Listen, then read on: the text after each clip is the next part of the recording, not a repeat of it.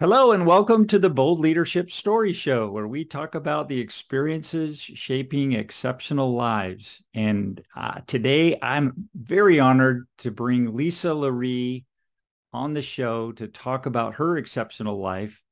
And I'm excited to hear her story. And she's a professional ballerina. And we'll hear a little bit about her experiences in New York at Joffrey Ballet, I'm hoping. And one of the things I noticed in your bio, Lisa, is you created a tagline that just pow, it punched me. It's like really cool, and it got me thinking. And I wanted to tell everybody what that is. It's what's your taglines? Be unafraid Be to finally unafraid be to you. finally be you. Yes. Be unafraid to finally be you. I love that. So tell me, where did that come from? What was the genesis of that amazing tagline? Okay, so we'll start at the end.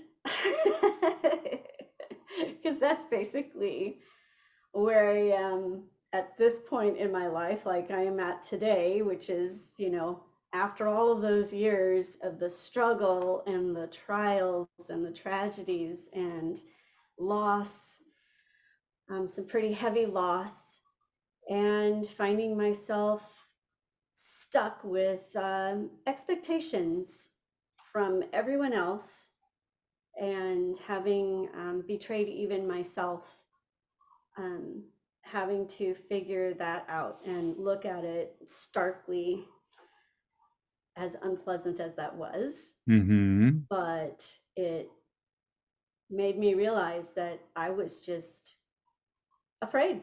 I was terrified. Lots of things in life are terrifying. And I just acquiesced to what everybody else wanted or expected of me instead of just being who I knew in my soul I was actually designed to be. So that's where that tagline came about, or how it came about was breaking out of all of that and discovering who I really am, and pursuing that further, which is what does bring me to today. And it's a much happier life. Oh, Very that's much awesome. So so. you said you betrayed yourself. Talk about that a little bit. What does that mean? Well, there were a lot of things that happened over the course of my life, and some of them I had no control over. Some of them I did. This one in particular, I certainly did. Even though by the look of it, I had been lied to by my ex, and that is how I proceeded into the marriage. It was based on a lie. However, I chose to stay, and that was my choice. But it wasn't until years and years later that I realized that that betrayal was the final straw, really. Hmm. That must have been painful. Oh, indeed. Very. What was it that finally brought this this idea of confidence that you have? You exude confidence now. Where did that come from? That is a really good question. Actually, I would love to say, well, that's just, how it is, but it's not. It's something I know I've always had, but I ended up tucking it away for so many years for so many different reasons, even as a child. I think we all do. Hmm. Personally, I think every single one of us, we come here, we have this incredible gift of life that we've been given. And we know that even though we're babies, blah, blah, blah, I think in our subconscious, in our being, we know that we are here for something spectacular in every single person. And yet it gets stripped away, it gets shoved down, it gets buried. And again, those expectations coming from others, coming from society, coming from belief systems, all of it can add up pretty heavily to the diminishing of us individual persons. Mm-hmm. And now I'm on a trail of thought and have no idea where we came from. I'm so sorry. No, that's good. So you've had a dream life, really, on the surface, On the because surface, yes. there are so many people that aspire or dream about becoming a ballerina. And you had that experience. You were in New York City at Joffrey Ballet, working with amazing people and performing on big stages in New York City, right? So it's having that experience. On the surface, I would say you were living a dream life. And to explain that, how you got into New York and what was the kind of the momentum that started happening for you there. Well, here's one of those moments of confidence, and well, actually, I can't even say necessarily that it was confidence. It was more like, I've written about it in my book, but it was like the universe spoke and moved my mouth somehow. Yeah. I didn't think about it because I probably would have thought myself out of it. But as the Joffrey had come through my town on a tour, and after the production, after the performance, I went up to the director there and said, I would like to audition for your company. It's one of those moments where I just kind of like had to step aside and go, did I just say that? Anyway. And at first they were just like, oh, that's so sweet, because I was 16 at the time, but I looked probably around 12. And so I don't think they really took me that seriously. But they were kind and said, well, come on up to our next stop, and you could take class if you'd like, you know. I really think they were just humoring me or being very. And you were how old? 16. 16. Okay. But And I this looked is like in I New was York. 12, maybe 13. Okay. And this was in where you grew up, right? Where I grew up, Fresno. Okay. Fresno. Okay. Yeah, so I went home. My mom was ecstatic as I explained this whole situation, and she let me. You had to show some real guts to do that. Okay, so see, that's what I'm saying. There's either.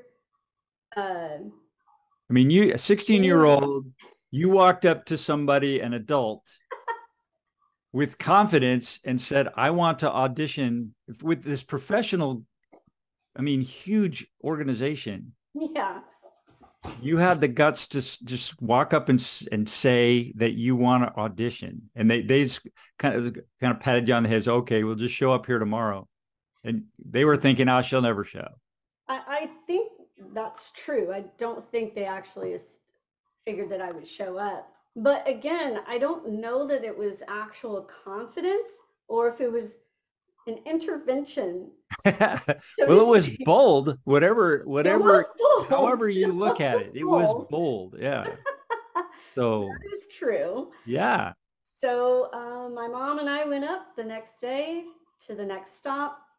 I took company class on stage with the company.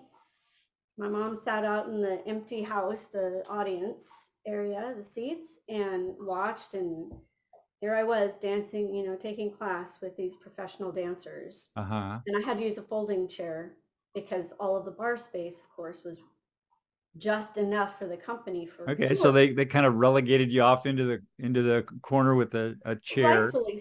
Rightfully so, because when you're touring, you only have a certain amount of space to bring extra bars in case someone with some gonads comes up and says, hey, I'd like to audition for your company.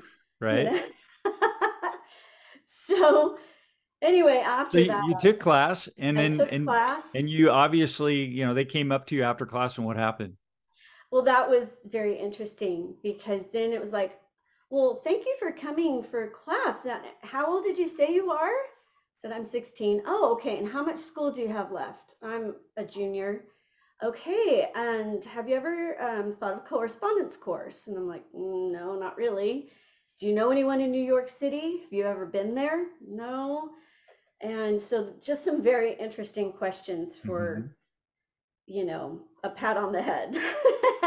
Right. So she finally said, we don't have any open contracts at this time, but we will see what we can do to get you to New York. Wow. And I Okay. thanked them So how for, did you feel at this point? well, it was amazing because I wasn't told, well, thank you so much for coming. It was nice to have you in class and we'll let you know or anything. I mean, the fact that they're getting ready for another performance and the Hmm. director takes the time to ask me these questions. I mean, backstage, it's mayhem, especially on tour when there are so many new things in each new theater Hmm. that she could have been occupied with. So Okay. she took the time to talk to me, to ask me these questions. She could have said, hey, you know what?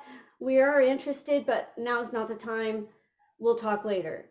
She could have even said that. Hmm.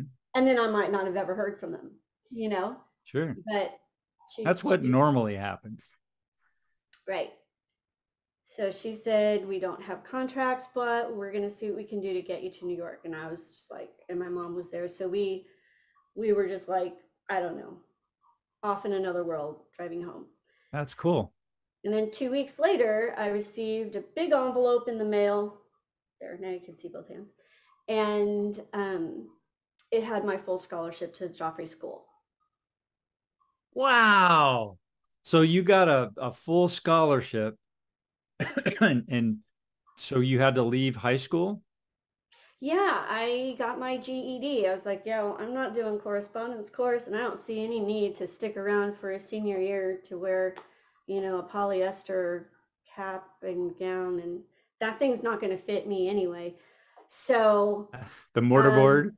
yeah. Yeah, So did you get to I move opted the to, castle over? right.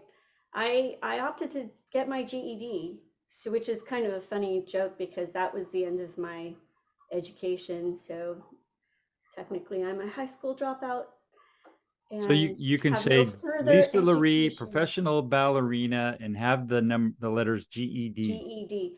When I title my book and I have my name, I will include the initials GED just to be Do you have a satisfied. title for your book yet? Yes, unafraid to finally be me. Beautiful. Love that. So you went to New York City and you started your professional career and you ran into some hurdles. I did. Tell us the story. What happened? Well, there were many hurdles, and there were many hurdles prior to this, but one of the hugest, of course, was my mom's health. She had battled cancer for, gosh, nearly my whole life at that point, Hmm. with different pauses, if you will.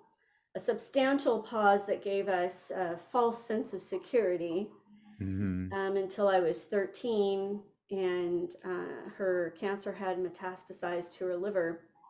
But she fought for really, really long time with that so that I could continue to pursue this dream. It was her dream too, Hmm. but she was not about to go ahead and die while I was 13 and leave me with my dad because that would have ended all of it. Mm. And Tremendous will. She oh, survived a long time to see you make this dream happen. yeah, yeah, Where she was where was endured your so much. dad in all of this? Well, my dad, he was there in the home until I was about 15 and a half, I want to say, somewhere in my 15th year. Um, he was having an affair. My mom finally had said, I'm done enough, and asked him to move out. Hmm. Prior to that, I didn't really have much to do with my dad anyway, because he was kind of finished with me when I was about 2 years old. So Mm. I never had a truly, not even a relationship with Hmm. my dad. We just kind of passed each other in the house. Yeah. And really the only conversations we had, which weren't many, um, a vast majority of, were pretty much how I was a disappointment in some way, shape, or form. Mm. I wasn't getting the grades. I was, not wanting to do some kind of college, university geared career, which So of he really course, wasn't on board with this ballet thing, and your mom no. was the total support. Yes. As a And matter of fact, at when did one you point, start ballet? When did you start training? I started when I was 3. So this has been your whole life. Yes. So you are a ballerina. Yeah, and really, you pretty much can figure that out if we just had a normal conversation, probably in about 5, maybe 10 minutes. You'll get the idea that that's not only am I a ballerina, it's pretty much in my DNA. There's Mm. no escaping it. Not that I want to, but So back to New York City, you were there, you were rehearsing, yes. and you were Well, I doing wasn't well. rehearsing yet. Who did I you meet while you were there? What what type of people were there that you were working with? Well, I met Meredith Bayless, who was my instructor, my principal instructor at Joffrey School, and she was phenomenal. Meredith Bayless. She was a very famous actress and dancer. She had done some acting. I don't know how famous, but she did dance with Ballet Russe de Monte Carlo, and Hmm. she did do some Broadway and some, I think even some film. But phenomenal, absolutely phenomenal. And What did you love about Meredith Bayless? we just had this thing. Okay. I mean, here she was, this boy. I don't know her age, and at that time, I was 17 years old. She was more than likely in her early 60s, short, very overweight, smoked like a chimney at the time. This was in the 80s, and very gruff. Her demeanor was not at all like friendly. I mean, she was friendly, but she was business. She was all about, let's get down to business. Mm-hmm. And I love that. And I was there uh, really to make this thing happen. So I wasn't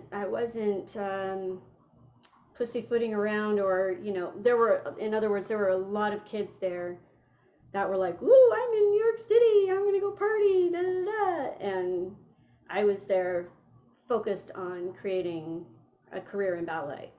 And she could see that and feel that from me. And we just had this unspoken thing where we just connected. And I know she was like What this was partier. what was a special moment you remember with Meredith Bayless?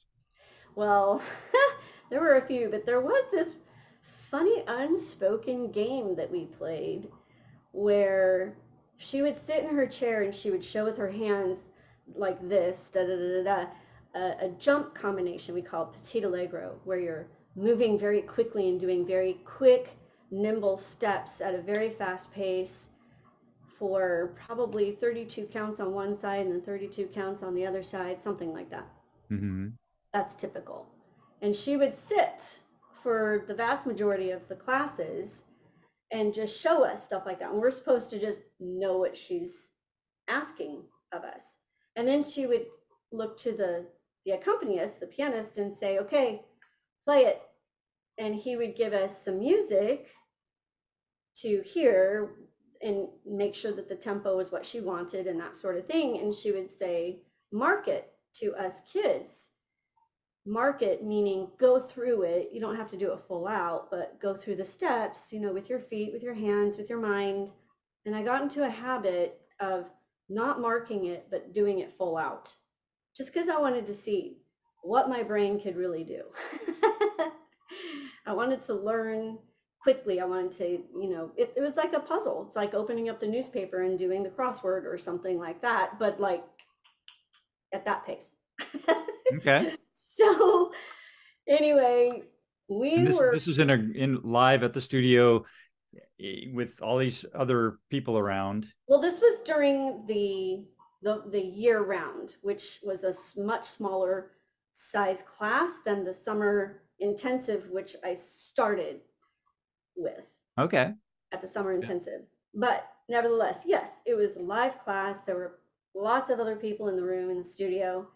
And every day we would do this. And it got to the place where I wouldn't use my hands at all and like show that I was taking in what she was showing. I would like put my hands behind my back and just watch.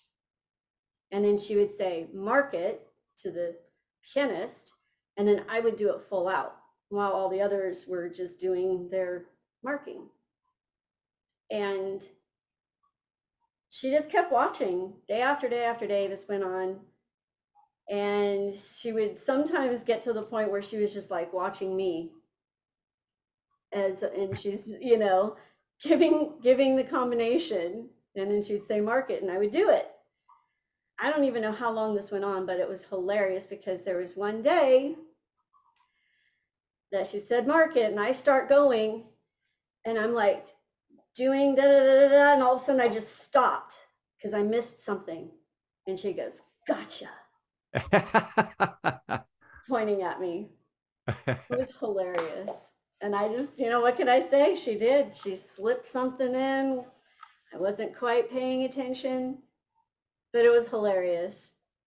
It was She was great. trying to trip you up because you were so good every day. Yeah, she figured it out. She knew what I was doing. Uh-huh. I mean, she was no dummy. And we just had but it was just this unspoken game. So it was a treasured moment that gotcha. Awesome. Well, thank you for sharing that. That's a great story. And you also worked with Balanchine a bit. Well, that wouldn't be until Ballet Arizona. I see. Okay. Okay. Mm-hmm. And I So, did not get to work with George Balanchine personally. He passed away just a few months before I arrived to New York City. But I was phenomenally blessed to work with his protege, John Clifford. okay. Very good.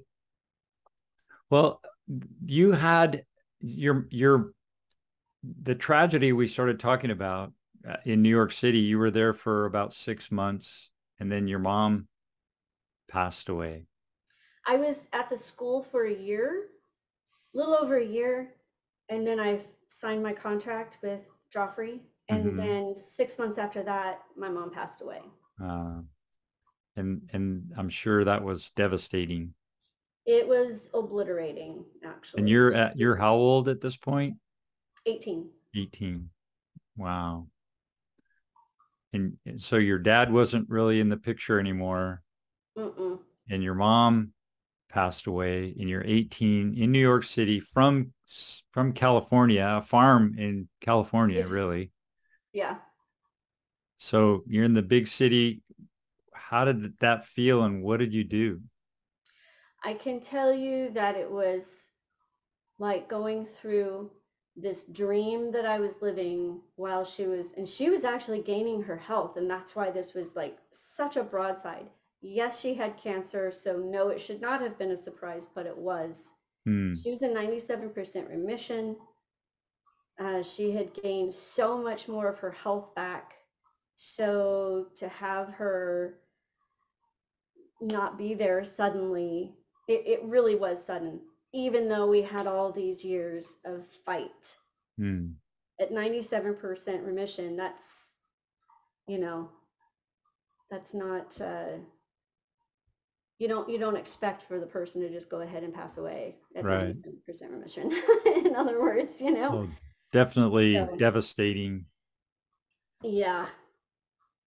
So, sorry, Dusty is wanting to climb on the computer. my cat, my son's cat.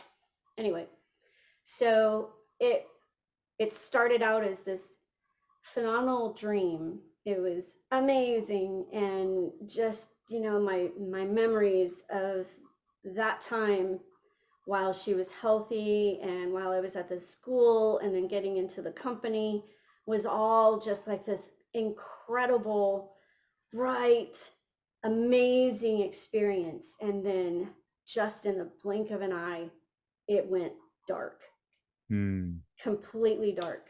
And then it was pretty much a nightmare after that. And then for the next 45-ish years, my memories of New York City would just be dark. It wasn't until very recently that now I can see it with that brightness again. What changed? What was it that changed that? So I can see that memory and of that time being difficult, but it's beautiful that you're able to change that. What happened? Another really good question, because it's multifaceted, so it's not a simple answer. But basically, I left my marriage. I left a belief system. I had to leave everything because I realized I was not me. And I had gone through so many other things since her death, since my career with Ballet Arizona and Nevada Ballet Theatre, throughout my marriage. Well, the major thing that happened was a year after getting married, even though it was very clear, I had made it very clear that I intended to continue dancing, even when kids came along, if we were ever to have children, that is something I could do conceivably with this kind of career. I'm not in a cubicle all day in an office building kind of thing. So I was very clear, and he had been around the company and the dancers and saw my daily life and understood it. So it's not like there was a big surprise at all coming from me. But he was military, and he wanted to move overseas, which is fine. And we could have possibly gone to Italy, which would have been phenomenal for ballet. But instead, he really had his mindset on Okinawa, Japan. And I'm not knocking Okinawa. I loved Okinawa, and I fell in love with Japan. It's amazing. But there's no ballet company there, and he knew that. So once we got there, and then we got settled in, and then I was like, where's the company? He's the one that researches everything. I was very computer illiterate at the time, and I'm barely able to function on a computer even today. So I don't know, you're doing pretty well. But he researches stuff, so I trusted him when he said that there was a company in Okinawa. So we get there, and there wasn't. And he said, well, you can go back to the States to dance, but I won't support you. So there's maybe a little betrayal there, huh? There was the lie, not just a little betrayal, because that was clearly, like I said, anybody who knows me for 5 to 10 minutes can discover easily, I'm a ballerina. This is what I'm here for. It's part of what I'm here for, but it's the main oomph of what I do. And so to take me halfway around the world and then go, oh, there's no company here. But then to say, you can go back to the States, but I won't support you. I mean, what the heck is that? Yeah. So I stayed, and there's the betrayal of me. Okay. By me. So okay. It was, yes, it was. You're taking ownership of that betrayal. Yeah, I have to. Well, good for you. I have to because otherwise I'm still his victim. Hmm. So you chose to stay. Yeah. Um, some good things happened. Oh, yeah. Some very good things. It's not like the whole life was just a miserable, you know, mess. I mean, in some senses it was a mess, but anyway, we'll get to that. Probably in your book, right? Yeah, I go through a little bit more detail in some of these things. But Uh-huh. yes, there were some wonderful things. The primary phenomenal thing was my son. Hmm. So he is an incredible being and had an incredible birth situation. Yeah, that's a whole So story in itself. that is a whole nother story in and of itself. Yes. And then later on, my daughter joined the family. So staying had a good outcome, but it would have been a really nice thing to have been able to make that choice before stepping into a marriage, Hmm. meaning whether I continue dancing or not, especially when I had already made my intentions very clear. So that was important to you. And it sounds like in hindsight, looking back, you were able to make a decision and maybe forgive yourself for Yeah. for that. And then you started to tell us what it was that finally help you turn the corner on your memories of New York City. Well, what helped me turn the corner completely was the fact that I just didn't even want to be here anymore because I was so not me. And I think there was just When you say maybe, not want to be here anymore, what are you referring to? meaning like on the planet, Okay. So I was, you were contemplating mm-hmm, ending it all. mm-hmm. It was okay. And How did you overcome that? well, there were a couple of things. One, the main one at that point, well, let me back up a smidge because my daughter was 11 at the time, and my son was 14. No, sorry. I keep thinking, was she 12? If it was, she was 12, he was 16, or it might have been 11 and 15, somewhere in there. So they were at not a great age to have that happen. Mm. Yeah, no. Not that there is a good age, but my sister, whom I'm very close with, and she is definitely one of the saving graces for me with my mom's death. And that is basically one of the things that brought us very close together, even though we Mhm. were 3,000 miles apart. Um, she kind of gave me a nice smack upside the head with her words over the phone and reminded me that even though my mom died when I was very young, she didn't want to. I mean, she battled hard to live to Mm. get me to the place where I could actually succeed. And I think that really what happened is that she saw me perform in New York and was like, okay, done. I'm out. And Mm. who could blame her? Who could blame her? But my sister said, mom didn't want to just die. And you're going to choose that? Mm. What about your kids? And I was like, oh, that's not what I wanted to hear. I'm going to say, shut Yeah. up. But she was right. She's absolutely right.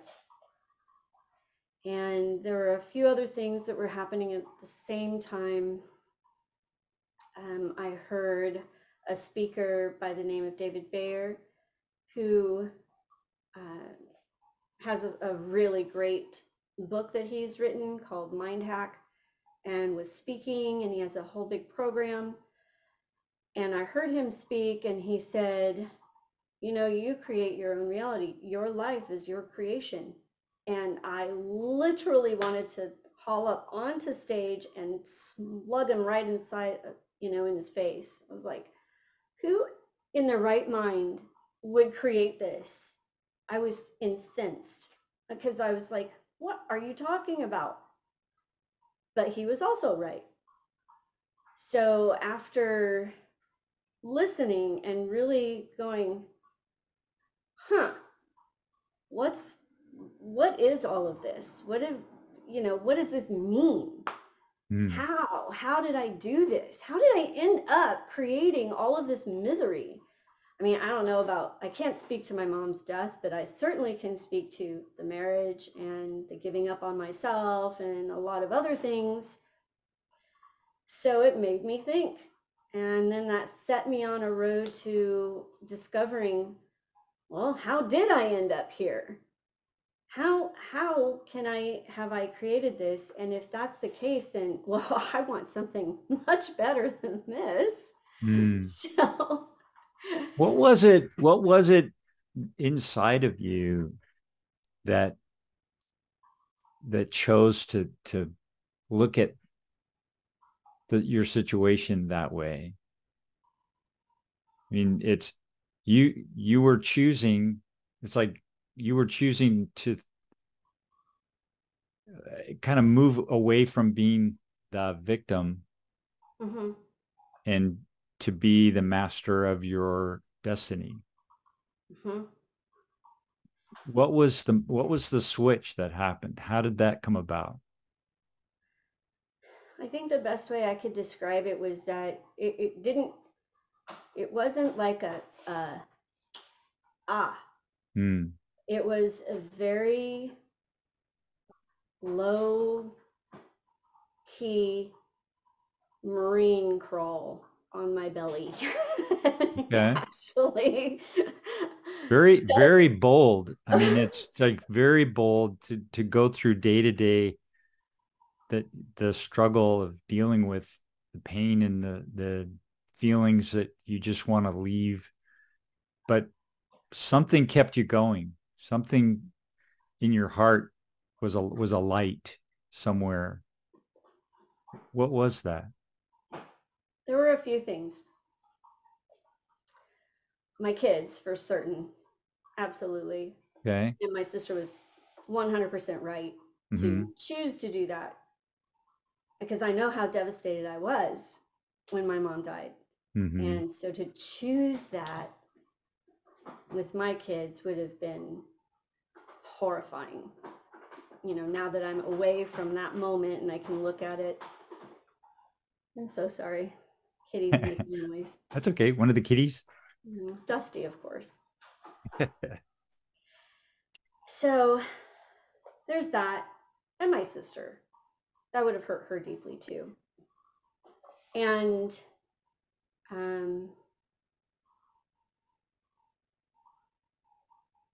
listening to David's words, taking them to heart. I had started a relationship, and again, this is over the course of time, so it's not like all of this happened right away, but I'd started a new relationship with a very lovely, wonderful man. And I apparently I told him all the time, yeah, I'm probably not going to be here much longer, that sort of thing. I don't know why he stuck it out, because we're still together, but he did. And I think ballet saved my life once again. And I was able to start teaching and taking class again at a studio where I still teach today with some phenomenal friends of mine. We met 20 years ago taking class together here in the area. And they opened their studio, and I started teaching there pretty quickly into their established, once they got established, and just being immersed in it again um, brought me back. Very cool. I'm gonna have to Crazy turn boy. on this. Sorry, he opened it. Oh my gosh. So pretty exciting that we get to learn about Lisa's story. She's an amazing performer, and she has this wonderful personality, and she's been able to teach young students who are now doing really well. And so she's passing the legacy on from Meredith Bayless and all the other instructors that she's had. Now she's becoming their special someone. And that's a really cool thing. How's that feel? It's pretty amazing.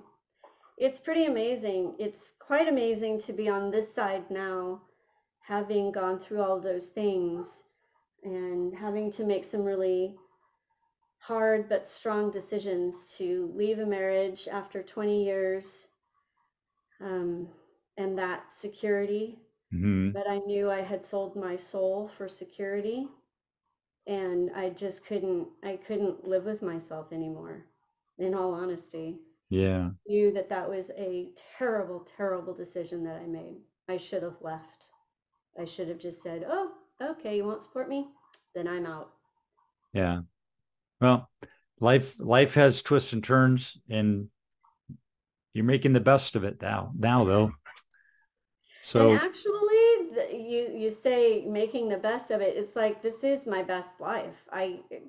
It's unbelievable and amazing to be sitting here after all of that and actually be happy with myself and to not be afraid of being me anymore and to literally live the way I believe I'd like to live and make my decisions according to my thinking and philosophies and my gut, instead of acquiescing all the time. And not to say that I don't take other people into consideration, of course, but just actually being me. Awesome. And that's good. So we're about out of time. We're actually over time. This goes really quick. I have one question though. Do you have time for one more question? I think so. Yes. Sorry. I ask this of everybody that comes on the show. And it's basically this. Taking a look at your whole life, what's the boldest leadership decision that you've made, and what were the consequences? Man, that is tough. I guess I would have to go with the boldest was to stick around. Okay. That was the boldest. It would have been easier for me to go through with what I really wanted to do at that time. And I guess it took even more gonads for me to stay and wake up every day, even though I didn't like it. I would wake up, my eyes would open, and this happened to me in New York too, after my mom died. But my eyes would open and I'd be like, shit. Why'd my eyes open? Now I've got a day. I gotta get through this day. So to put up with that for a little longer gave me some time to make these discoveries and figure some stuff out that I just needed to figure out. And unfortunately, I know that there are a lot of people who don't ever figure it out, or they do go through with that, or they just stay stuck and miserable because they're too afraid to step out and be who they are. Beautiful. What's your vision for the future, for your future? Sorry. The vision for my future is pretty darn bright. I am thrilled, like I said, this wonderful relationship I've been in for a while now, even though it started out with a pretty crazy beginning with my frame of mind at the time. Dancing again, training, teaching. Teaching has been amazing. Training to perform again, even at my age, which actually makes me even more like, man, this is so much more fun. And because no one's going to expect it. No one's going to Mhm. expect someone who's approaching, I'm 57 now. By the time I'm actually performing again, I'll be approaching 60, 58, 59, 60. No one's going to expect that. And I kind of like doing, things that will surprise. Very good. And speaking about this, like I said, I'm in the process of writing the book. I'm hoping that others can take bits and pieces. They'll find themselves somewhere in the story, and I will include all of the different things that I learned, resources, people, books, just different things that helped me become who I really am and end up here today in a much happier place in my life, and with a new excitement for what that future holds and what each day holds. Mm. So I'm really hoping that that is the outcome, that there will be at least someone, if not lots of people, but at least someone whose life could be uh, changed, benefited by that. Beautiful.